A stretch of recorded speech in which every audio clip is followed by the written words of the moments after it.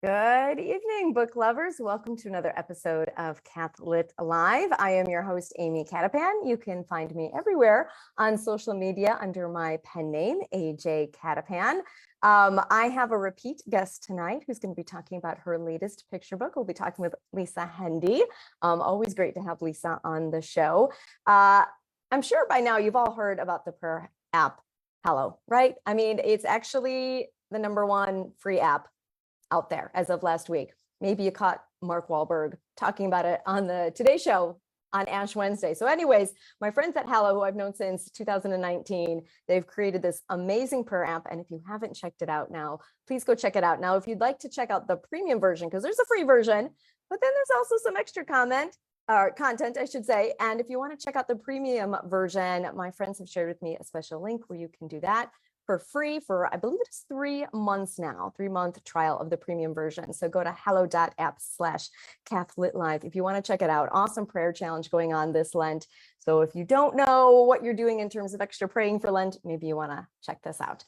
But let's get to tonight's guest because she is one of my favorite people to talk to. Always a pleasure to have Lisa Hendey on the show. She's going to be talking about her new picture book, I Am Earth's Keeper. If you don't know Lisa yet, Lisa M. Hendey is the founder of CatholicMom.com and a best-selling author. She has journeyed around the globe to hear and share messages of hope and encouragement. Her Chime Travelers series for kids is read and studied worldwide in homes, schools, and churches. A frequent TV and radio guest, Lisa also hosts 2 podcasts, Lisa and Greg Hendey Worship and Live in Los Angeles, California. So please help me welcome to the show, Lisa Hendey. Hey, Lisa.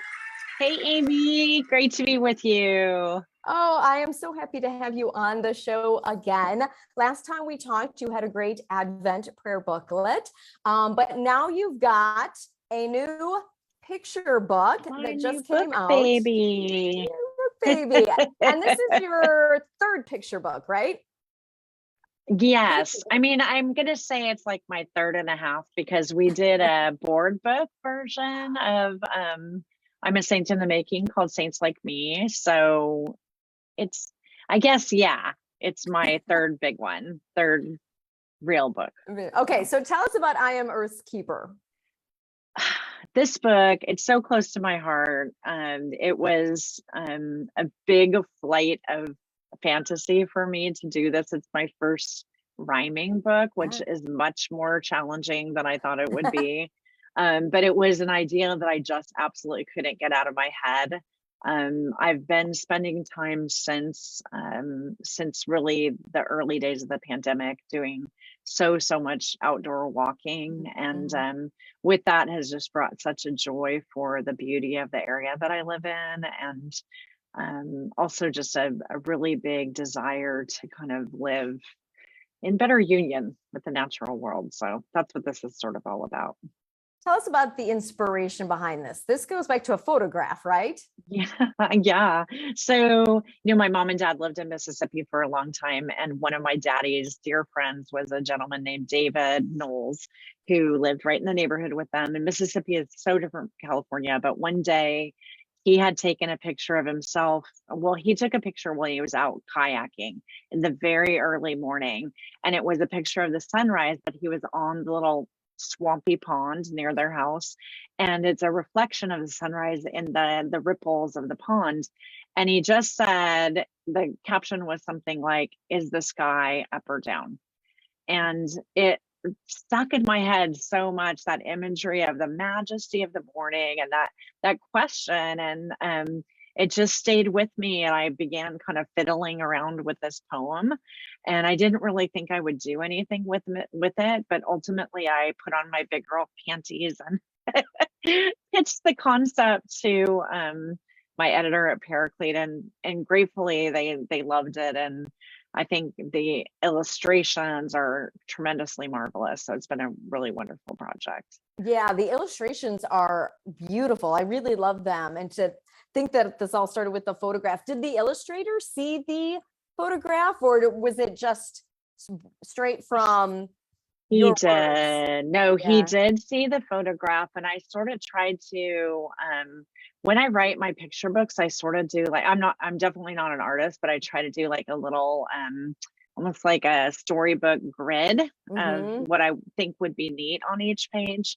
And so that kind of gives the artist a little bit of a concept of where I'm going. But a great joy of working with an illustrator is that I tell a story with my words, and the illustrator tells a story with their art. And so readers get sort of two, sometimes we're totally cohesive, but often complementary visions of what the story is all about. So I love that this is a book that can be read aloud with kids. Like my first thought was, oh, this would be a great Earth Day read, right? For Right. teachers to use on Earth Day. So what do you think about this as a shared story, whether it's with teachers and students, parents with their children, grandparents and grandkids? How can this bring about some good dialogue, some good discussion? Yeah, so basically, it's a little bit of a message within a story, and the story is that this little boy goes out and he is there for sunrise and he's surrounded by animals and nature. And it's very much in the spirit of the Canticle that Mhm. St. Francis of Assisi wrote. I tried to do the same capitalization of natural elements. So you have the story, and the story is playing out in the pictures, but there's also a very definite message of respect and love for the natural world around us, because as we are reading in Genesis right now in scriptures, like God created this world and placed us here to live in the world and to be in stewardship of it. And I think that sharing a story can give you a moment to settle in and to look at what's happening in the story, but also to launch into a conversation of your own about why this matters and how we can make a difference in the world. And I think this particular topic is one that's very close to the hearts of children. I know that because I've talked with them about it. And I think that they can teach us a lot as well. Yeah, I know that you do a lot of like author visits at schools, whether in Mhm. person and on Zoom. So if there's any teachers watching here, contact Lisa to have her. Yeah, I'd love to Um, come and read to you. So yes.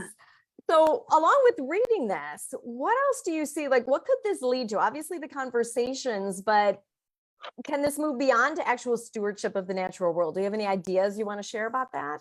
yeah, absolutely. So we're already at work on a kit that will be available for parents and teachers that will have some printable activities and specifically a list of a couple of things that I'm suggesting that families or classrooms can do together to live in union with the natural world. Things like simplifying our consumption of products, because as we read in Laudato Si, Pope Francis is reminding us that care for creation begins with our love and care for each other. Things like looking at our water use or our nutritional habits. Can we abstain from meat?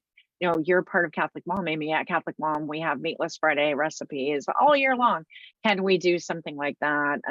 Use of single-use plastics, or limiting our use of single-use plastics. So carrying a water bottle around. It's not like rocket science, is a simple kinds of things. And we're going to put that sheet that's a one-page principle into the hands of families and classrooms to be something that is not just on Earth Day, because we need this topic all year long. So Absolutely. Well, it's a beautiful book. I've already read it, thank left my review you. on Amazon because I'm like, this is gorgeous. And I Thank love the you. rhymes and the whole like the St. Francis vibe you got going on there too. Yeah, and I seem to have like a frog thing going on because frogs appear in Time Travelers and they're in here too. And I did not talk with the illustrator about that, but I seem to have frogs in my life. So Well, it's a beautiful thing. And I think it's going to be really helpful for parents and teachers and grandparents to have some good conversations with kids. So thank you so much for coming on. But before I let you go, where can people find out more about you and your books? well, the book is at paracletepress.com or your local bookstore. If they don't have it, don't worry, you can walk right up to the desk and request it from them. It really helps bookstores when we do that, and it helps authors too. Or you can get it at Amazon or Barnes and Noble. You can find me at lisahendey.com or at catholicmom.com, and I'm everywhere on social media at Lisa Hendey, except TikTok. I All don't right. tick or talk. You So know, ticking or talking for you. That's right. You're plenty of places that we can come and catch up with you. And I do recommend go follow Lisa. She's Yeah, a and bright light out there. actually definitely take a look at the book trailer if you're curious, because it shows a lot of the illustrations and you can really get a sense of the art in the book, which is worth the price just in and of itself. These beautiful illustrations. Yeah, yeah, really pretty. Well, it's going to have a nice spot on my shelf next to your other picture books. Thank you, Amy. All right. Thank you for coming on, Lisa. We're going to wave goodbye. Bye, everybody. Bye. All right. She is such a delight.